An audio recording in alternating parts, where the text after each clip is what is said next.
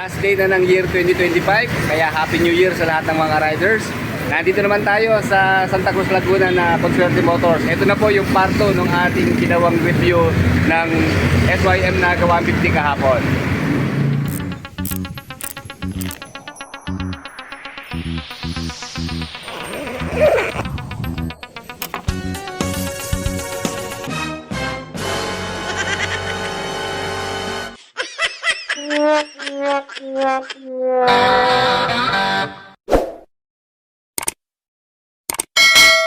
Ngayon pong December 31, 2025, kulay gray din po ang available dito sa Consuerte Motors Santa Cruz, Laguna. Pero bago tayo mag-start mga ka-riders ng activation, ipakita ko muna po sa inyo yung mga available nilang units ngayon para sa mga nagka-canvas or bibili na ng motorsiklo ngayong araw. Ito po ang mga available dito sa Consuerte Motors Santa Cruz, Laguna. Nandito po ang Griffin 180i ng Euromotor. Ito yung gusto kong kulay yellow and blue na combination. So yun po ang kanyang presyo. Screenshot na lang mga riders para mabilis tayo. And then available din po rito ang Panarea 125 ng Pinelli, kulay red. Okay, ayan po ang presyo. And then Euromotor EZ125 na FI. Ganda ng kulay, di ba? Then nandito rin po yung pinakamurang motorsiklo ng Euromotor. Ito nga pong Euromotor Peak 110cc. And then ang Dang Hari 125cc available din po dito sa kanila. At dito naman po sa kabila, wala lang pong price itong kanilang SYM BF3i 185cc. So i-visit nyo lang po yung kanilang Facebook account na Consuerte Motors Sampat, Laguna.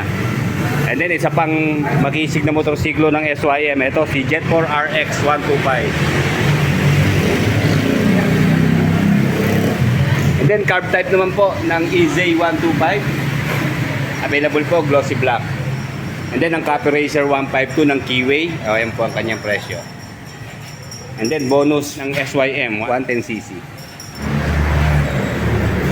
And then available din po dito ang glossy black ng Euromotor Sport E 110cc. Ayan po ang cash price. And then Euro Sport R125 available din po. Ayan, cash price at sa installment. And then marami rin po silang repo. Kadalasan po ay Keyway Icon 110cc. Ayan, iba't ibang kulay. Okay, dito naman ang step by step 110. Ayan po ang cash price, kulay red.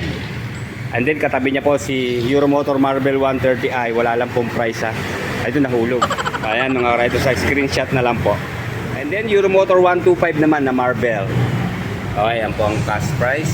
Carb type po yan. And then dalawang BF3i uli. Black and gold combination. Saka red and black combination. Available din po dito ang Rock R125 na red and orange. Ayan po ang cash price. And then no down payment po mga riders, straight monthly. And then Euromotor Dang Hari 150cc.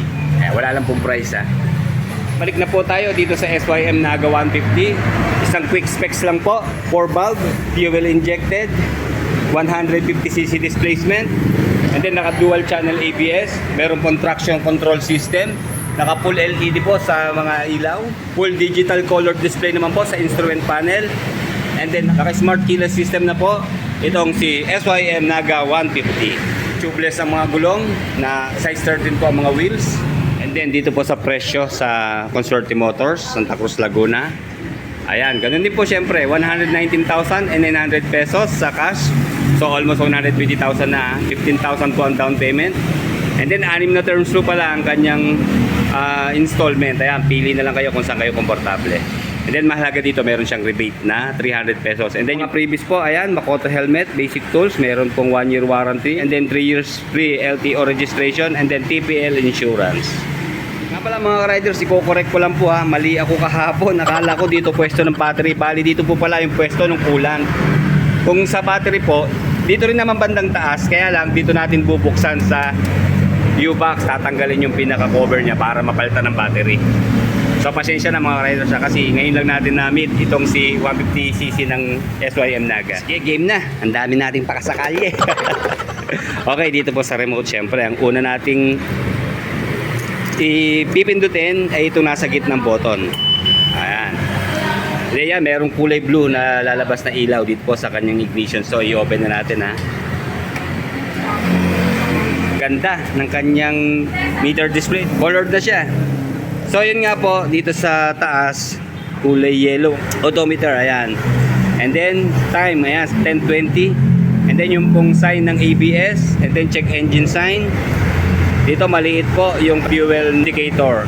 And then itong malaki po yung RPM. And then sa gitna naman, yun pong speedometer. And then meron din po siyang temperature ito sa baba. Then yung kanya pong LCD screen, yung size siguro nito mga 5 by 2.5 na inches. Kaya ayan, rectangular yung kanyang shape. So kapag nakabukas po siya, check natin kung may naka-open ba na DRL ha. O ayan, bukas po yung kanyang DRL. Grabe ang ganda pala nito pag nakailaw, di ba? Para siyang mukha ng cobra na nakahas. Oh. Tapos ito yung pinakapangil niya, di ba? Nakakatakot. Mas maganda sana kung ginawa na itong projector lamp, di ba? Pero yung kitang-kita naman yung kanya pong diode sa gitna, oh. So malalaman natin kung nakakasilaw ba ito kasi napansin ko medyo direct yung kanyang headlight. Pero hindi, dito naman medyo nakayuko eh. So ngayon tingnan natin ha.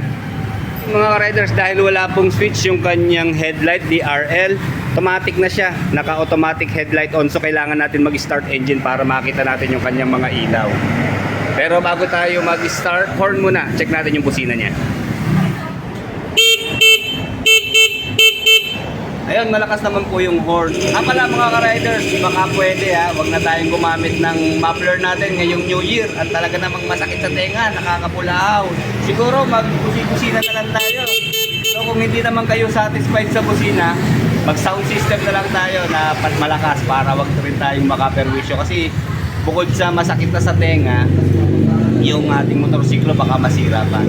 At saka napapanood din nyo naman, di ba, na pinagbabawal na rin ng mga kapulisan. Alam ko may mga operation silang gagawin mamaya para pagbawal nga po yung mga maiingay na tambutso. Okay, dito muna po tayo sa turning signals. Maganda po yung pwesto niya, di ba, mataas, kitang-kita. Saka pakinggan nyo, di ba, mayroon siyang sound. Malaking tulong po yung sound na yan para ma-aware tayo na magpatay ng ating turning signals kapag nakaliko na tayo. Kasi nakakalito po yan sa mga makakasalubong natin saka sa mga sumusunod sa atin kapag nakabukas ang ating turning signals. So yan, huwag kakalimutan patayin ha. Yun po ang purpose ng tunog niya. And then dito naman po tayo sa hazard lamp. Ayan, tong kulay pula na button. Ayan, dito medyo mababa lang, no? At sana naitaas-taas ng konti kasi pwedeng hindi makita ng mga sasakyan lalo na kung truck na mataas, di ba? Kung masyadong mababa. Anyway, huwag tayong sumunod o pabuntot sa truck. Lagi tayong sa tabi mga ka-riders ha. So ganun nga po, may tunog siya. And then ito, maganda, para siyang pangil talaga ng isang cobra, di ba? Kulay red yung kanya pong taillight. Ayan, pag stoplight, matilkad na matilkad yung kanyang kulay. Kitang-kita.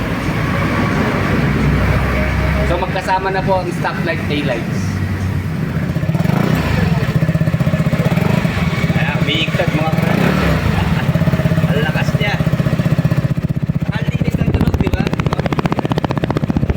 Hindi siya maingay, pero may pagkapuros naman.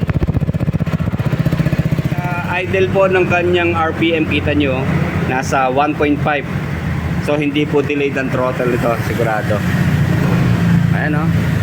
Kita nyo, iktad agad siya.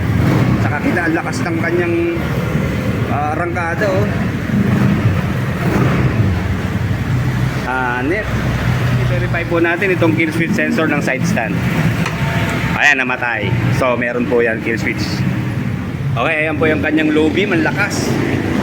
So buti nakayuko po yung low beam. Nagbukas na nga po siya dahil nag-start engine na tayo. So i-check naman po natin yung kanyang high beam. Kita nyo, liwanag dito sa labas pero lakas po nyo. So lagi po tayong low beam lang kasi yan, nakakasilaw po pag naka-high beam. And then kapag magpa-passing light naman tayo, check natin kung alin pa rito ang mag-blink ha. Pareho po silang nagpa-function sa low beam at high beam. Hindi kagaya sa iba, di ba? Parang isang ilaw lang yung nag-blink. So dito, alternate sila oh.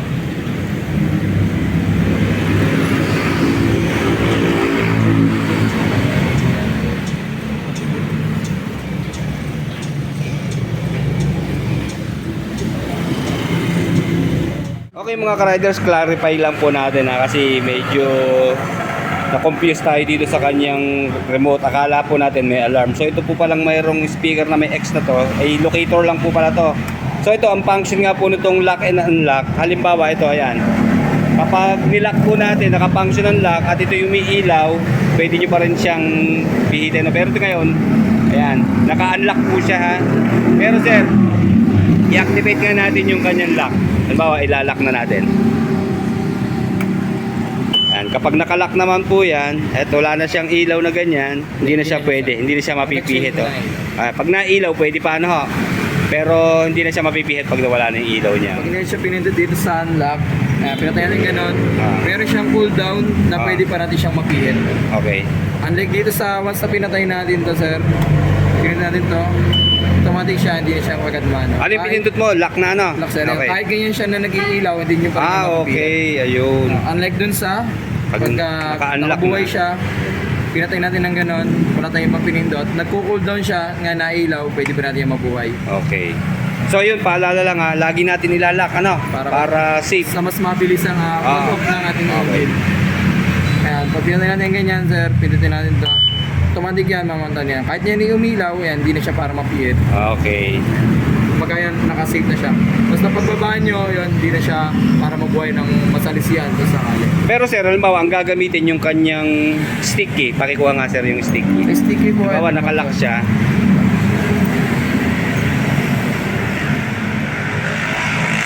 Ayan. Taas lang po natin to. Okay, sige, sige.